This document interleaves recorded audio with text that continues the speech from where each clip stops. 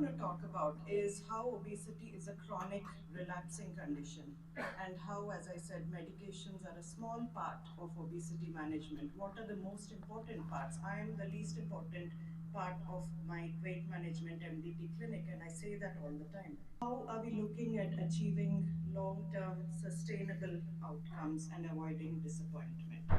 So, as I said, obesity is a chronic condition. It's almost a lifelong condition for most people.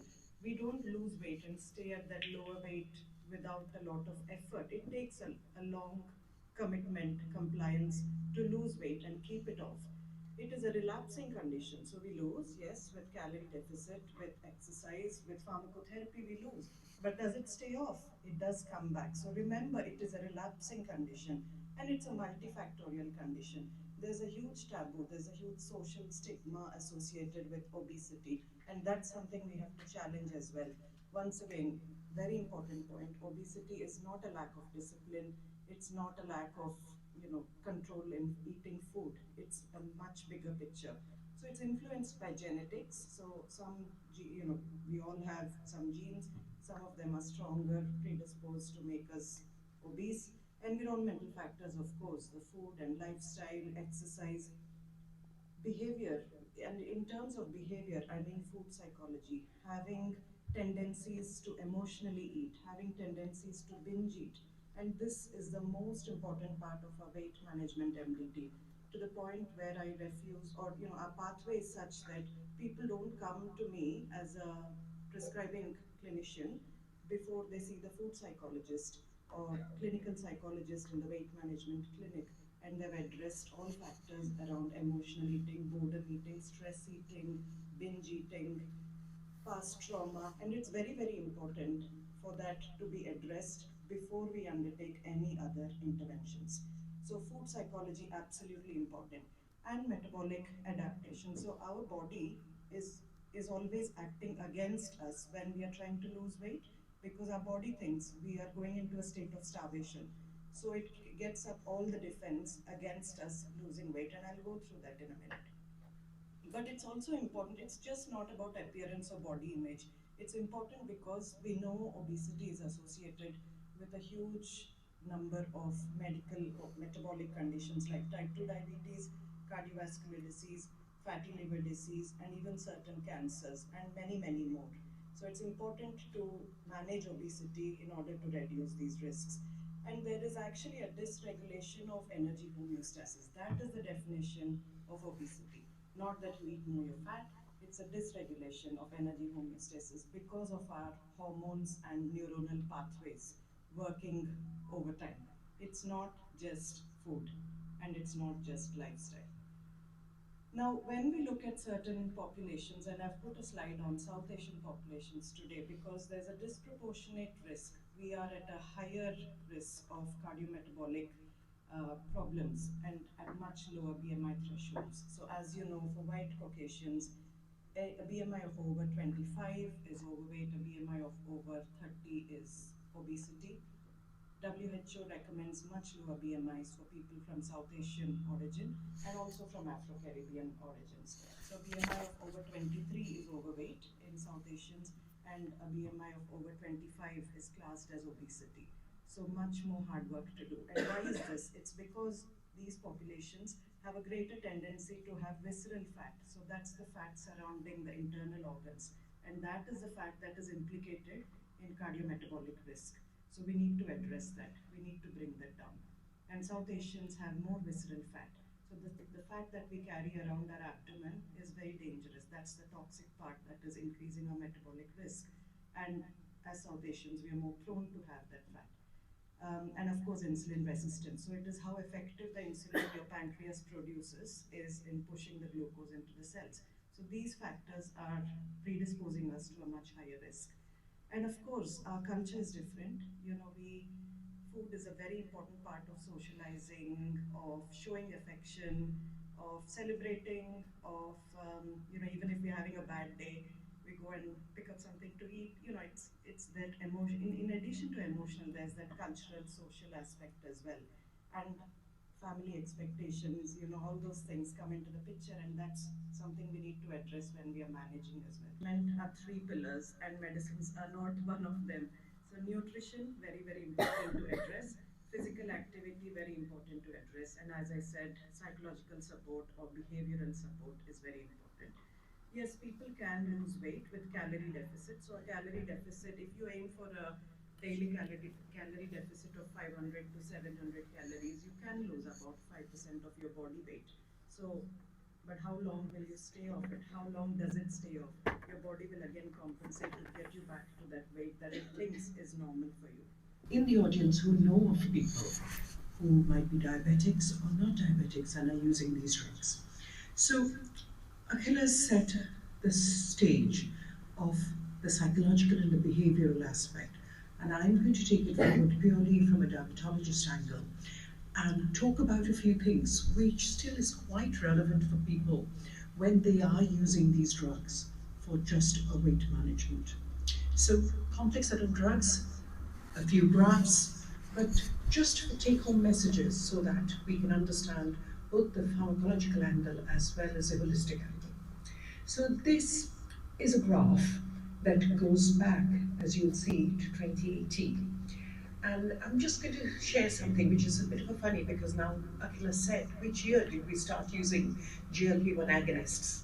Now, I've got a 20-year-old sitting at the back, a second-year medical student, who was in utero when I first attended the GLP-1 talk of exenatide back in 2005. And while I was preparing for my talk, I actually thought, oh my God, this hormone, as Prof. Akhila knows, amylin, has been around since the 1950s. The only thing we couldn't do is get it in a formulation to deliver, because it was destroyed by the gastric acid. So it came out in a drug in 2005, twice a day injection. And this graph actually basically shows that you see the peaked graph is when we have glucose, there's an incretin surge, or these Vigovis and Manjaros, if you can put it that way, is the hormones. At the end of the day, we're endocrinologists, we deal with hormones. And you can see, if that same glucose is given to you in an intravenous fashion, you do not have that effect. So it's an oral effect. And the slide to the right shows how it's blunted in type 2 diabetes. So I'm a diabetologist, I do not do weight management as part of it. So I'm going to speak to you in the next few slides purely about diabetes. So coming from 2005, twice a day injection, it became a once a day injection. And then we used to know our patients skipping it on the day of the barbecues and the things. And then, funnily, I've got a younger child, 12 years old. And around when I was expecting him came the once weekly injection. That's what you remember. After coming back from mat leave, what are the things you need to know to carry on with your work? So the things that is in the press at the moment are the weekly GLP-1 agonist, or the Ozempic. I don't open up BBC News any week without a mention at least 3 times a week of them. The Ozempic faces, Ozempic feet, Ozempic, a lot of other things. How does it work is a question.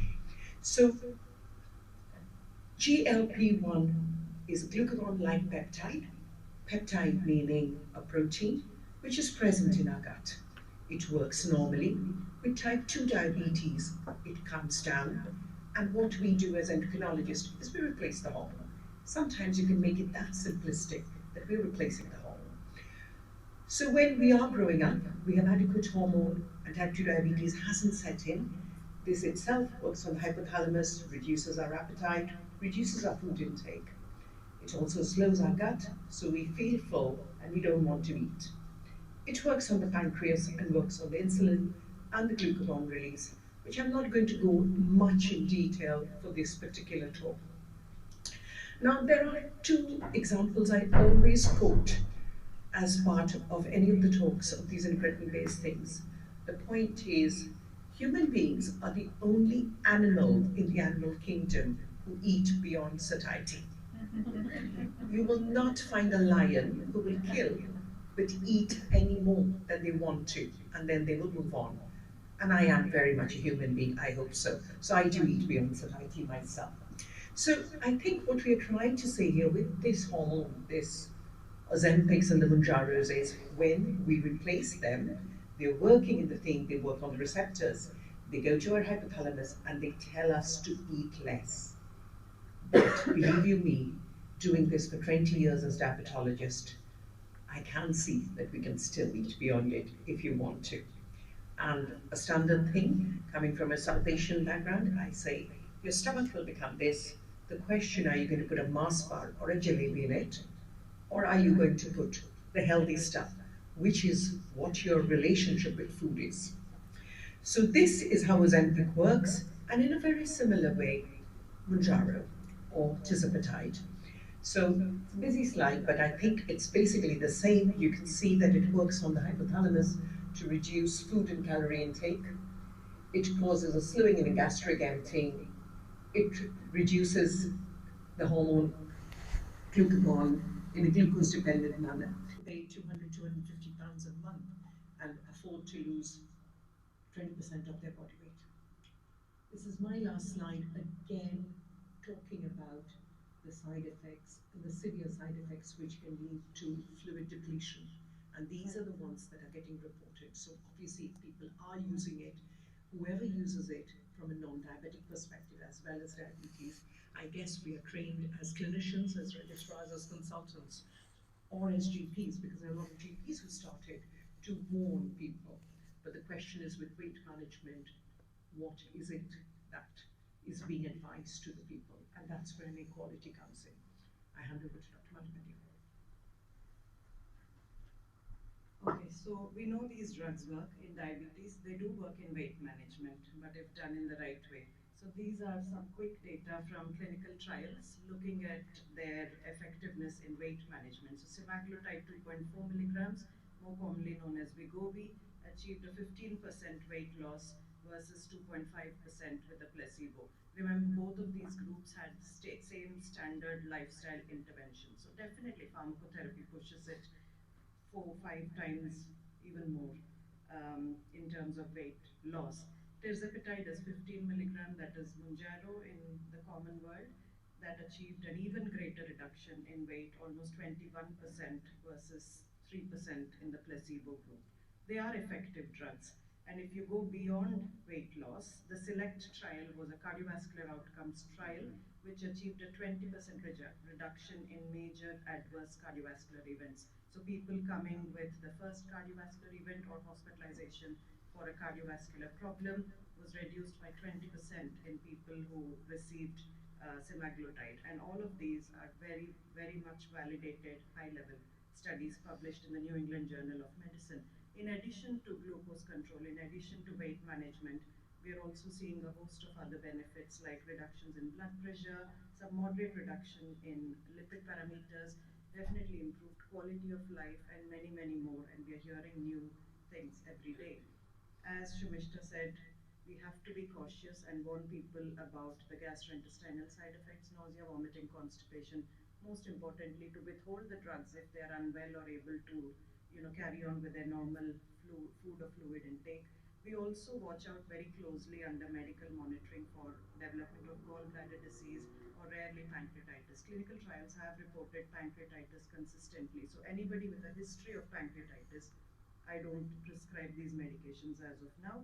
And if any indications, people have to be warned to seek urgent medical advice. We're going to talk a little bit about this loss of lean mass with rapid weight loss, so I'll park that for the moment.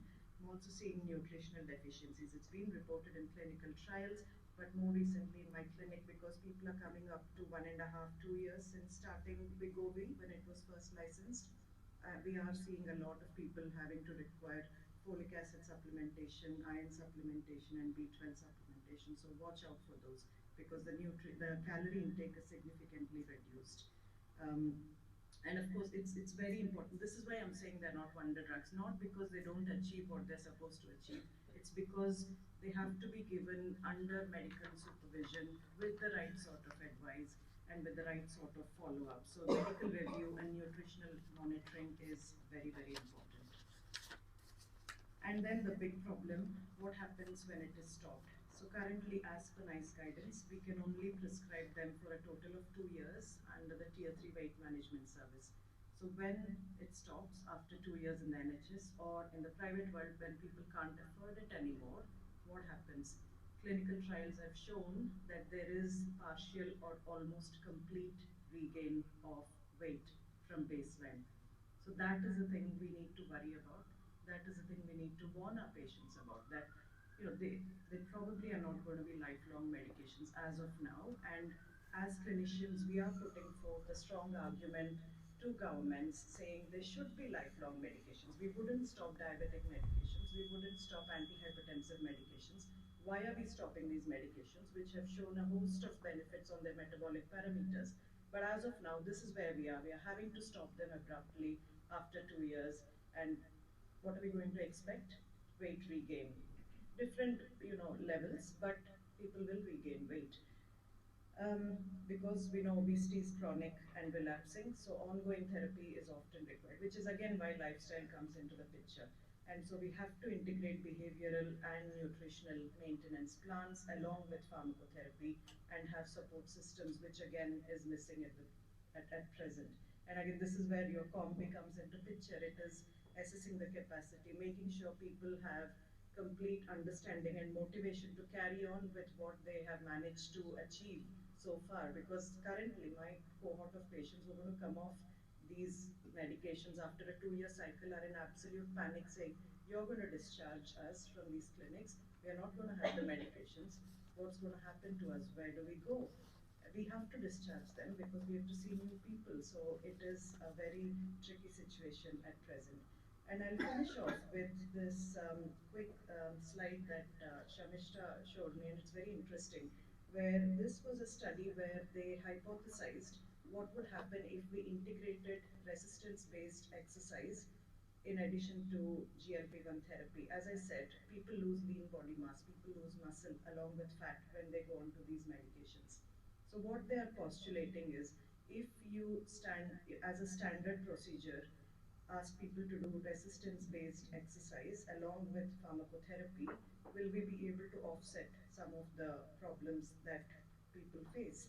So I don't know how clear it is to the people at the back, but basically incretin therapy can be associated with significant loss in lean body mass. We know that from studies. So if you look at the graph on the top left, there is a drop of about 17 kilos with incretin therapy at week 72, and in the placebo group there is a drop of about 4.2 kilos, so 4 times more weight loss. And when you look at the lean body mass on the top right, there's almost a 4 times increase in lean body mass loss as well. So they lost about 1.4 kilograms equivalent of muscle in the placebo group, whereas in the incretin therapy group, they lost about 6 kilos of muscle. And what they're saying is, within 72 weeks, so 1.5 years, they're losing almost a decade's worth of muscle mass, age-related muscle mass. So it's something significant to think about and to warn on the people who are going on to these medications. So what they did is combined the knowledge achieved from two different aspects. One, this side, the white side, is all the evidence that they have from pooled studies on GLP-1s, and the part in the gray area is the predicted hypothesis of what can happen if you add resistance exercise into the picture. So these are hypothesized, the graphs at the bottom. And what they're saying is if you add, so the blue line on the graph is incretin therapy only. The orange line on the graph is if you add resistance exercise to incretin therapy. So people who don't have resistance exercise as a standard, 66% regain. People who have had resistance exercise as a standard, only 12% regain. So there's a big gap there. So hopefully you're able to blunt the amount of weight regain. Otherwise, what is happening is people are regaining all this, but what they're regaining is not muscle, they're mostly regaining fat.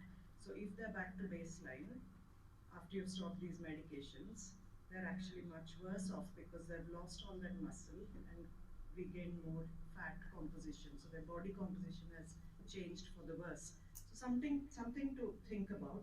And this is the core of today's talk: is these medications are new. They're great medications, don't get me wrong. I use them in my diabetes clinic, I use them in weight, but I don't think we know them enough to be giving them out like Smarties yet.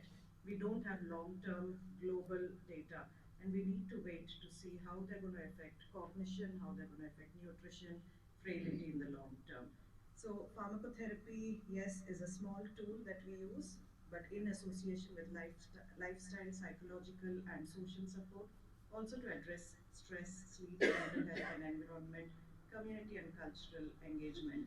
And the goal is not just weight reduction and appearance, it is important to emphasize the quality of life and metabolic health, reduce cardiovascular risk, and so on. So I'll stop there, and I'm happy to take any questions.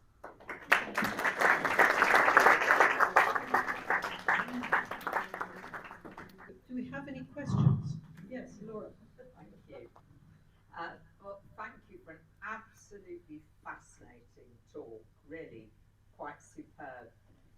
A concern that I've had for a long time has been about children, children's well-being and the whole problem of prevention, and the evidence that if when people are obese in early childhood, then actually it's a disaster for the rest of their lives. And I just wonder what you feel we should be doing differently to, for example, make sure that on every high street there are fresh vegetables rather than processed foods. Should we be actually saying if you have a vegetable shop, you don't pay commercial rates to encourage those shops and get rid of betting shops and booze shops? Because one of the problems too is that I know there are some people who don't drink, but the calorie count in alcohol is really high. And the other problem that I see in young teenagers in particular and adults is the evidence that artificial sweeteners actually promote appetite. And so you're physiologically, you think you're going to have a sugar load, but actually you don't get the calories, but you get the hunger that goes with a deficit. And similarly with chewing gum. And should we actually just be addressing those through childhood? Because I've been astonished the number of people who think that zero Coke is healthier.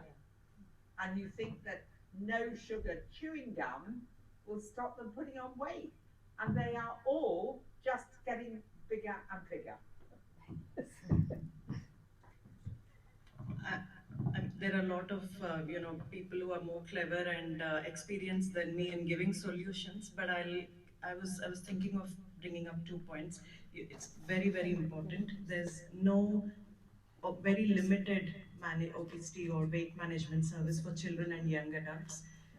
Many of our health boards in Wales don't have a young adult service to manage diabetes or obesity, and that's a big worry. As you said, I'll tell from my experience in my adult weight management clinics, as you rightly said, hit the nail on the head. Most of the problems start at that point where the child becomes a teenager. They reduce playing sport, they're exposed to fad foods, social media, and so on. That's also where somewhere we are not looking after our children's mental health, because that's playing a big role. There's a lot of emotional abuse, they quote bullying, and that's where things are changing and the cycle is starting. And then we are addressing it in the 40s and 50s. But I'll pass it on to my colleagues if they want to come up with solutions. We know that children with obesity perform less well in school, their academic achievements are poorer, they're less likely to be employed than children of normal weight. So it's not just the food that's the issue and how obese they get as adults. I think it has to start with how we begin feeding our children from toddler age group and how to nurse them to the healthy start groups, which are not as well funded as they used to be. School dinners are dreadful. And talking about inequalities, I have to get, for my son to eat healthily in school, I have to give him a packed lunch, which costs money and it costs more than giving him school meals. But the school meals that are provided even in fairly affluent areas of Cardiff, is, and I've eaten it when I visited schools to do open days, it's awful. And what's available as snacks for playtime are bagels, waffles, bacon sandwiches, is high sugar, but it feeds into the local economy as well. Why aren't we eating fresh food locally with local providers, and not why it's not cooked in on site? There's also sports, and we know that children do better. Um, their vision is better when they're out playing sports outside. They're less likely to become short-sighted. So again, it's not about food, it's about academic achievement, how they do better in school, and providing all the children in Wales with the ability to play sports. And then it comes to body images as teenagers and girls and social media, and children who live in more socially deprived areas are more likely to be bombarded with adverts for poor food, etc. So it starts at that point. The majority of them are type 1. But it's scary when I see the type 2s coming through. And I think I'd like to go back to the previous talk. It's not about man's health, woman's health. It's a family health. And I think that is whether it's a mother, whether it's a father, and it's what we get. I've been 25 years in the country. I'm sure there are lots of people who've been here longer. So we have come from a potato-based country, which was a staple, isn't it, to food has moved. And I guess that is where the government policies have to come in. You can still walk out, and the cheapest food is the most calorie-rich food. College-going, university-going child, and again I see what's the easiest to eat out there. Now, obviously, we put warnings on our cigarettes to say it kills, but it's a mindset. And yes, it's a mindset that we're all crossing, and it is a big worry. There is actually a GLP-1 agonist, which is the only licensed one for teenagers, and it's sad that we have to learn it. I just want to agree with the lady next to me, but I want to say that we really do need to start at the very beginning, and that's antenatally and with breastfeeding, because breastfeeding is a miracle in that it provides all the nutrition that the child needs and lifelong benefits, and it also reduces the weight naturally that the mother needs to lose after she no longer is carrying the baby. We're absolutely abysmal at it. You know, people go into hospital saying they want to breastfeed and they come out not breastfeeding, feeling guilty just because they haven't had the support they need. And we just don't have enough people to support women to who both want to breastfeed and know that they have to breastfeed if they are poor. Because if we are not helping people who are on low incomes to breastfeed, we are condemning them to enter the criminal justice system, because the Healthy Start voucher doesn't even cover one tin of infant formula.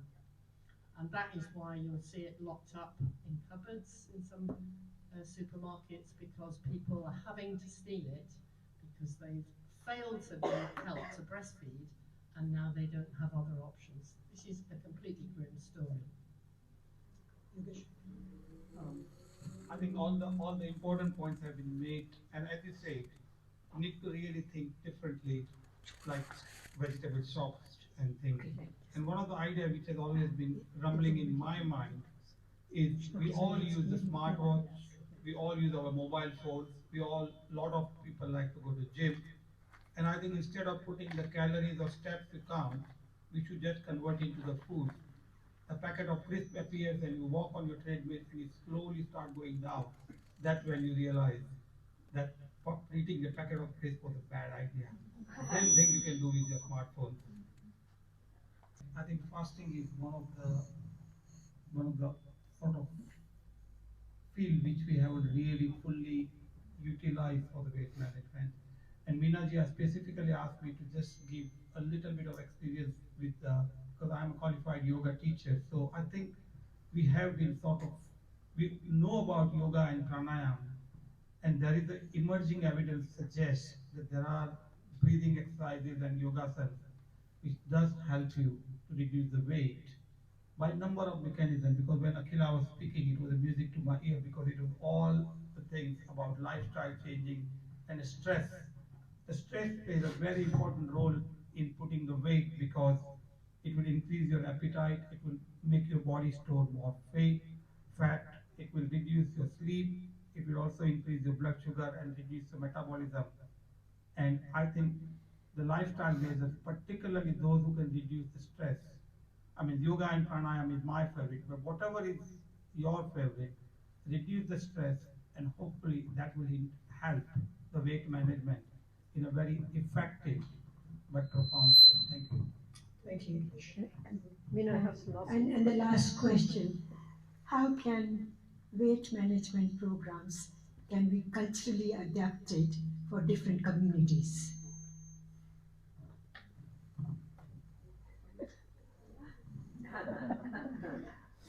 Uh, the weight management program for different communities need to be adapted according to the norms and culture and various things. I mean, one of the simplest thing would be somebody to write a book because we see so many books about the healthy dishes. I think one should write a book about saying the healthy Diwali dishes, or one should do more research onto the the Ramadan fasting and highlight the health benefits of Ramadan fasting and put some scientific impetus behind it because that would inspire more people to use them as a health related tools rather than simply a religious rituals.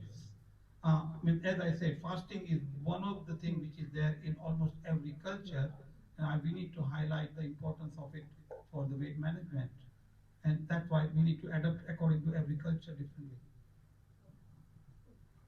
Briefly, sorry, I think you're right. It's to do with adapting for every culture and emphasising what both of you said. It's not about weight loss, and at the minute there's lots of cultural and lots of socially deprived areas who completely focus on weight loss as being a static type of thing. And it's the same thing with men's health and having that quick fix muscle bound body with performance enhancing drugs in the valleys. It's the same thing.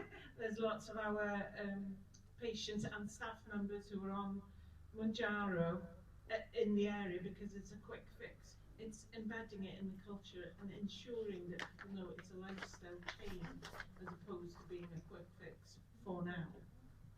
Can I say something quickly?